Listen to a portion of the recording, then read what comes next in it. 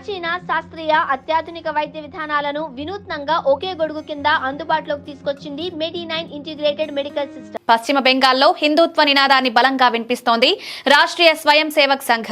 వచ్చే ఏడాది పశ్చిమ బెంగాల్ ఎన్నికలున్న నేపథ్యంలో వ్యూహాత్మకంగానే ఆర్ఎస్ఎస్ సభలు సదస్సులు నిర్వహిస్తోంది. ఆదివారంలో ఈ సదస్సులు మొదలయ్యాయి.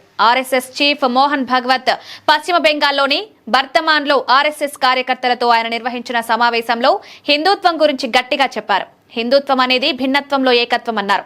హిందుత్వ సహజ లక్షణం అందరినీ తనలోకి తీసుకోవడం అన్నారు. అలా ఇమడలేని వారు వేరేగా ఉంటారు. వారే ప్రత్యేక దేశం కోరుకుంటారని పాకిస్తాన్ గురించి పరోక్షంగా ప్రస్తావించారు. ఆర్ఎస్ఎస్ ఎప్పుడూ హిందూ సమాజం గురించి ఆలోచించడానికి కారణాలను ఆయన చెప్పారు. దేశంలో బాధ్యతాయుతమైన పాత్రను హిందూ సమాజం పోషిస్తోందని స్పష్టం చేశారు.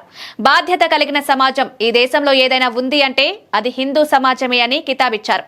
కేవలం దేశంలోనే కాదు, ప్రపంచంలోని భిన్నత్వాన్ని కూడా హిందువులు చక్కగా అర్థం చేసుకుని తమ జీవనం సాగిస్తుంటారని భగవత్ అన్నారు. ఈ విధంగా హిందుత్వ గురించి భగవత్ చాలా గొప్పగా చెప్పారు. ఆయన పశ్చిమ బెంగాల్లో 10 రోజుల పాటు పర్యటించనున్నారు. ఈ సందర్భంగా ఈ తరహా సదస్సులను మరిన్నిటిలో ఆయన పాలు పంచుకుంటారు. అలాగే ఆర్ఎస్ఎస్ ఏర్పాటు చేసే మేధో మదన సదస్సులో ఆయన ప్రసంగాలు చేస్తారు. బెంగాల్లో ఎన్నికల నేపథ్యంలో హిందుత్వ నిదానాన్ని గట్టిగా ఆర్ఎస్ఎస్ వినిపించడం వెనుక హిందువుల ఓట్లను పోలరైజ్ చేసే ఆలోచన ఉందంటున్నారు. 4వసారి వరుసగా మమతా బెనర్జీ గెలవకూడదని ఆర్ఎస్ఎస్ బీజేపీ గట్టిగా కోరుకుంటున్నాయి. ఇక ఆర్ఎస్ఎస్ ఎన్నికలు జరిగే రాష్ట్రాల్లో ఏడాది ముందుగా వెళ్లి అక్కడ పరిస్థితులను అధ్యయనం చేస్తుంది.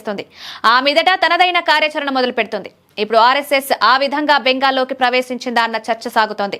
మమతా బెనర్జీ ప్రభుత్వం ఆర్ఎస్ఎస్ సభలను అనుమతి ఇవ్వకపోయినా కోర్టు ద్వారా తెచ్చుకుని మరీ నిర్వహిస్తున్నారంటే ఆర్ఎస్ఎస్ బెంగాల్ మీద గట్టిగా గురిపెట్టిందంటున్నారు. ఈసారి బెంగాల్లో హిందుత్వ నినాదం ఏ విధంగా మారుమోగుతోందో, మరే విధంగా కమల వికాసానికి బాటలు పరుస్తుందో చూడాలి. ఇక్కడ తృణమూల్ కాంగ్రెస్ పార్టీని ఏ విధంగా గద్దె దించుతుందో అన్న చర్చ కూడా సాగుతోంది.